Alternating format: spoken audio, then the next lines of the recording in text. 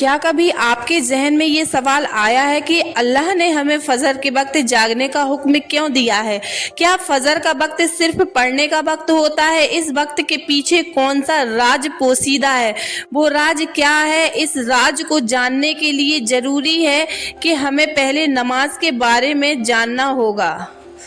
تو اس ویڈیو کو آپ پورا دیکھیں، اور جس کسی نے بھی میرے چینل کو سبسکرائب نہیں کیا ہے تو پہلے میرے چینل کو سبسکرائب کر دیں۔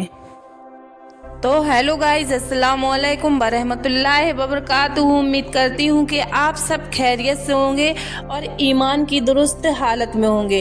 تو پہلے ضروری ہے کہ پہلے نماز کے بارے میں جانیں، جو ہم پر دن میں 5 مرتبہ فرض کی گئی ہیں، اور یہ 5 نماز کس طرح فرض ہوئی ہیں، اس کے پیچھے بھی ایک شاندار وجہ ہے، جس کا مظاہرہ سفر معراج میں اس وقت ہوا جب حضرت محمد صلی اللہ تعالی علیہ وسلم اللہ سے ملاقات کے وقت کے انتہا سے میں 7ویں آسمان سے بھی آگے تشریف لے گئے تھے۔ اس رات اللہ تعالیٰ نے ایک خاص پر منظر میں اپنے حبیب صلی اللہ تعالی علیہ وسلم کو آسمان پر بلایا اور اپنے خصوصی انعاماتوں سے نوازا۔ اس مبارک سفر میں اللہ تعالیٰ نے اپنے قرب خاص سے نوازا، انبیاء اکرام سے ملاقاتیں کروائی، جنت و جہنم کا مشاہدہ کروایا گیا، اور نیکیوں کی اجر و ثواب اور بروں کے انجام کا عذاب کا نظارہ کروایا گیا۔ اس عظیم سفر میں بہت سے انعامات سے نوازا گیا، جس میں ایک خاص انعام تھا امت کے لیے نماز کا تحفہ، اور کائنات کی لیے انسانوں کو اپنے معبود اور خالق سے قریب کرنے کا عظیم تحفہ اور عبادت یعنی نماز اسی سفر میں عطا کی گئی تھی۔ معراج کی رات جب آپ صلی اللہ تعالی علیہ وسلم کو اللہ پاک نے 50 نماز کا حکم دیا تو حضرت موسیٰ علیہ السلام کے کہنے پر آپ نے اللہ تعالیٰ سے 50 نماز میں نرمی کی درخواست کی، اور ایسا کئی بار ہوا، یہاں تک کہ اللہ پاک نے امت محمدی صلی اللہ تعالی علیہ وسلم کے لیے دن میں 5 نماز کا حکم دیا، جس کے بعد میں بھی حضرت موسیٰ علیہ السلام نے آپ صلی اللہ تعالی علیہ وسلم کو 5 نماز میں بھی کمی کے لیے اللہ کے پاس ایک بار پھر جانے کا مشورہ دیا، لیکن تب آپ صلی اللہ تعالی علیہ وسلم نے فرمایا کہ میں نے اپنے رب سے کئی مرتبہ درخواست کر لی ہے، یہاں تک کہ اب مجھے حیا آ گئی ہے، اور اب میں راضی ہوں اور اس کے اس حکم کو ہر طرح سے تسلیم کرتا ہوں۔ ہر نماز پڑھنا ضروری ہے، اور یقیناً آپ کے لیے بھی نماز میں سب سے زیادہ مشکل نماز فجر کی نماز ہوگی، جس میں نیند کا اس قدر ہوتا ہے کہ انسان بمشکل اٹھ پاتا ہے، لیکن دن کی اس خاص حصے میں جو راز پوشیدہ ہے اسے جب آپ جانو گے تو یقین کرو کہ آپ فجر کی نماز کبھی بھی نہیں چھوڑو گے۔ آج نماز میں سے سب سے اہم نماز فجر کی ہے۔ اس کی اہمیت کا اندازہ اس بات سے لگایا جا سکتا ہے کہ اللہ تعالیٰ فجر کے وقت کس کی قسم اٹھاتا ہے اور فرماتا ہے کہ قسم ہے فجر کی اور 10 راتوں کی کہ اور ظف اور طاق کی کہ اور رات کی جب وہ چلنے لگے، یقیناً اس میں عقل مند کے لیے بڑی قسم ہے۔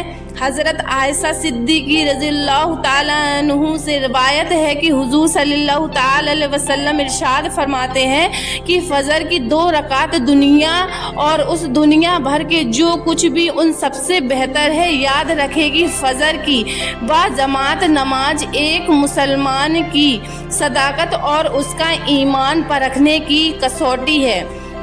عبداللہ بن عمر رضی اللہ تعالیٰ عنہ فرماتے ہیں کہ اگر فجر اور عشاء کی نماز میں کسی آدمی کو نہ پاتے تو اس کے بارے میں اچھا گمان نہیں رکھتے تھے۔ فجر کی نماز جہنم سے حجاب ہے۔ حضرت محمد صلی اللہ تعالی علیہ وسلم نے فرمایا، جو شخص سورج نکلنے سے پہلے اور سورج ڈوبنے سے پہلے کی نمازیں یعنی فجر اور عصر پڑھتا ہے وہ ہرگز جہنم کی آگ میں داخل نہیں ہوگا۔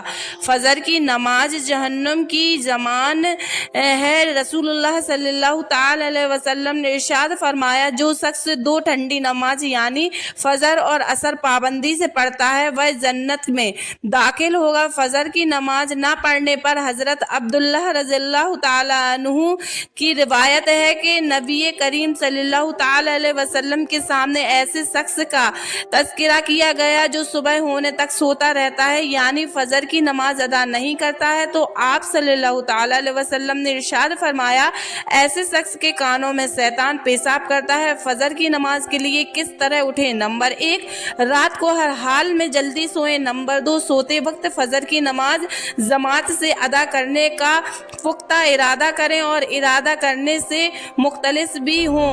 और तीसरा, ऐसे असहाब इख्तियार करें कि जिससे फजर की नमाज के लिए उठना आसान हो, और मसलन मोबाइल पर अलार्म लगाएं, मुनासिब वक्त पर अलार्म सेट करके उसको मुनासिब जगह पर रखें। इंशाअल्लाह फजर की नमाज जमात के साथ अदा करना आसान होगा। फिर भी अगर किसी दिन इत्तेफाक से बेदार होने में ताखिर हो जाए तो जिस वक्त भी आंख खुले उस सबसे पहले नमाज अदा करें। इंशाअल्लाह तारीख का कोई गुमान नहीं होगा, लेकिन इसको मामूल बनाना गुनाह है जो कि किसी भी तरह जायज़ नहीं है। दुनिया में कई ऐसे लोग भी हैं जिन्हें बेख्वाबी की शिकायत होती है, जिसमें वह सारी रात सो नहीं पाते और पूरा दिन काम काज करके जब रात को भी सो नहीं सकते तब कई तरह की दिमागी और जिस्मानी बीमारियों का जन्म लेती हैं, और इस बीमारी का शिकार आज हर दूसरा तीसरा शख्स हो रहा है, जिसकी बड़ी वजह अल्लाह की अहकामात को पीछे छोड़कर दुनिया की रंगीनियों के पीछे भागना है। सारी रात जगने के बाद फजर के करीब कुछ देर नींद आ जाती है, लेकिन वह नींद जिस्म को पुरसुकून नहीं करती है, जिसकी वजह से अक्सर लोग जागते और हर किस्म की दवाइयों के इस्तेमाल के बावजूद जब सो नहीं पाते तो वह अल्लाह से ये सवाल जरूर करते होंगे कि ऐ अल्लाह मुझे नींद क्यों नहीं आती है, आखिर क्या वजह है। बहुत कम लोग होते हैं जो इस कैफियत में अपने अंदर पैदा होने वाली इस आवाज़ को सुन पाते हैं जिसमें उसने कहा जाता है कि बिस्तर से निकलो, नमाज पढ़ो, अल्लाह का जिक्र करो। यकीन करें जो लोग इस आवाज़ को सुन पाते हैं और इस पर अमल करते हैं उन्हें हयात कभी भी बेख्वाबी की शिकायत नहीं होती है। हदीस में है कि आप सल्लल्लाहु ताला अलैहि वसल्लम ने इरशाद फरमाया